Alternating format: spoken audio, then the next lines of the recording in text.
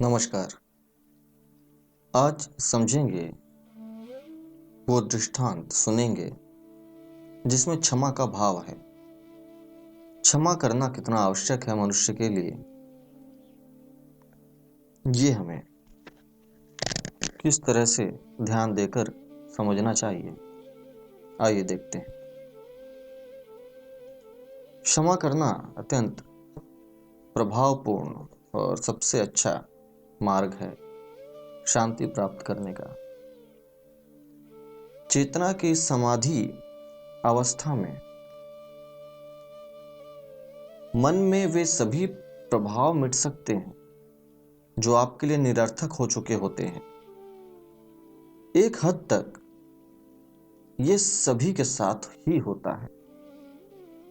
पहली बार जब आपने ध्यान किया था तो आपने इनमें से कुछ अतीत के प्रभावों को मिटा दिया था। आप जितने गहरे जाते हैं आप उतने ही खाली होते जाते हैं और आप एक नए व्यक्ति की तरह महसूस करते हैं। आपने इस बात का अनुभव किया होगा, जब आप अतीत को याद करते हैं तब आपको ऐसा आश्चर्य महसूस होता है कि आप वही व्यक्ति हैं जो उस समय में उन घटनाओं से जुड़े थे। 15 या 20 साल पहले आपने जो कुछ भी किया था, अब जब आप पीछे मुड़कर देखते हैं तो आप उस पर आश्चर्य करते हैं, क्या मैं वही व्यक्ति हूं जिसने ये किया था? ऐसा लगता है कि किसी और ने किया था, वो मैं नहीं था। क्यों? क्योंकि समाधि से पैदा हुई आपकी चेतना में इस संस्कार, या जिसे हम प्रभाव कह सकते हैं, इसने अतीत से उन चीजों को मिटा दिया है और आपको एक नया व्यक्ति बनाया है। यह शुद्ध ज्ञान है। यदि आपको अतीत में किए गए किसी काम से जोड़ता है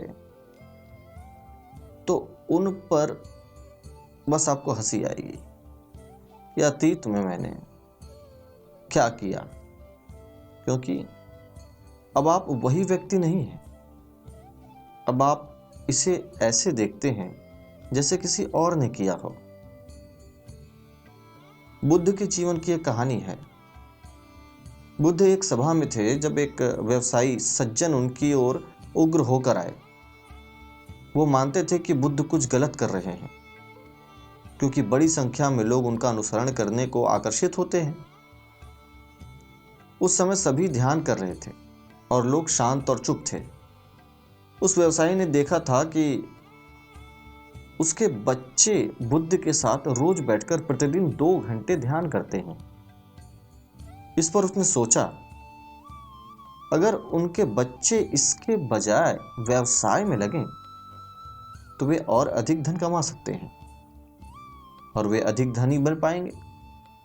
बुद्ध जैसे किसी के साथ 2 घंटे बिताना, आंखें बंद करके बैठना, उसमें क्या मिलेगा?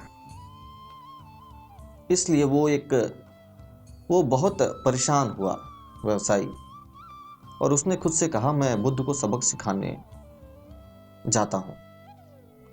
रोष में तमतमाए हुए वो बुद्ध की ओर आया और जैसे ही पास आया उसके सभी विचार गायब हो गए।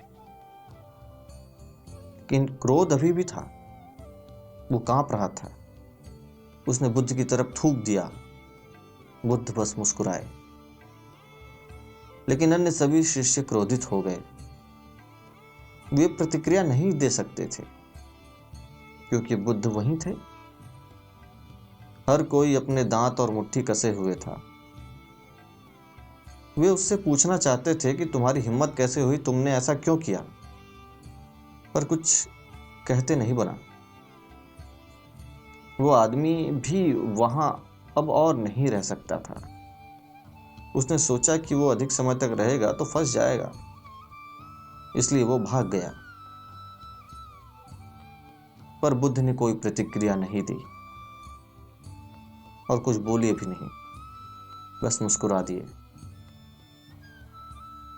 वो आदमी पूरी रात सो न सका। जीवन में पहली बार वो किसी ऐसे व्यक्ति से मिला था जो मुंह पर थूकने पर भी मुस्कुरा रहा था। जैसे वो कांप रहा था, उसके पूरे शरीर में एक परिवर्तन आ गया। सारी दुनिया उल्टी लग रही थी उसे। अगले दिन वो आया और बुद्ध के चरणों में गिर गया और बोला, कृपया मुझे क्षमा करें, मुझे नहीं पता था कि मैंने क्या किया। बुद्ध ने कहा, मैं आपको क्षमा करता हूं। यदि आप ऐसा सोचते हैं,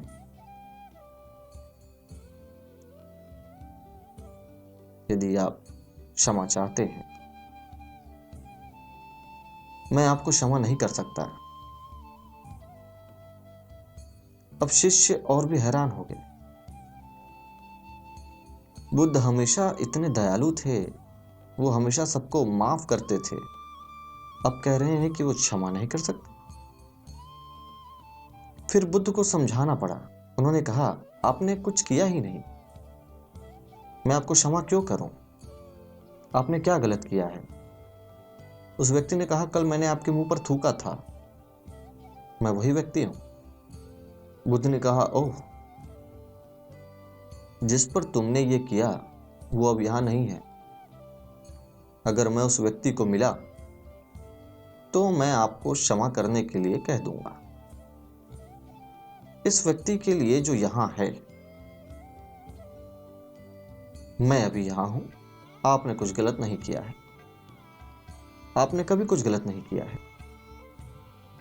पहले किसी को अपराधी बनाकर फिर कहना कि ठीक है, मैं तुम्हें क्षमा कर दूंगा, ये करुणा नहीं है। आपकी माफी ऐसी होनी चाहिए कि जिस व्यक्ति को माफ किया जा रहा है उसे पता भी न चले कि आपने उसे माफ कर दिया। उन्हें गलती के लिए दोषी भी महसूस नहीं कराना चाहिए। ये क्षमा का सही प्रकार है। अगर तुम उसे उसकी गलती को महसूस करा रहे हो तो इसका अर्थ है तुमने उन्हें माफ नहीं किया। गलती किए जाने या अपराध की भावना ही दंड कहलाती है, और यही दंड है। अपराधी होने की भावना आपको सिर्फ खाती ही नहीं, निकल जाती है। ज्ञान आपको अपराधी भावना से दूर ले जाता है और ऐसी जगह खड़ा कर देता है जहां से आपको दुनिया दिखाई ही नहीं देती। छोटे दिमागों की ये सारी उलझी हुई बातें आपको दिखाई नहीं देती, वे सभी तुच्छ प्रतीत होती हैं। यही है समाधि। पतंजलि योग सूत्र के अंश गुरुदेव श्री रविशंकर द्वारा दी गई वार्ता की एक लोकप्रिय श्रृंखला ये भी है। क्षमा भाव ईश्वरीय गुण है। यदि ईश्वर के और समीप जाना है तो क्षमा भाव को अपनाना होगा। लेकिन क्षमा को अपनाने के लिए यह सच्चे अर्थों में क्या है, इसका भी संज्ञान होना आवश्यक है। इस गुण को यदि आप सच्चे अर्थों में धारण करते हैं तो आपके लिए समाधि के रास्ते खुल जाते हैं। निरंतर क्षमा भाव में रहना ही आपकी समाधि अवस्था है। समाधि जिससे आप प्रतिपल ईश्वर के और प्रिय बनते जाते हैं। धन्यवाद। आज के लिए इतना ही। विश्राम लेते हैं।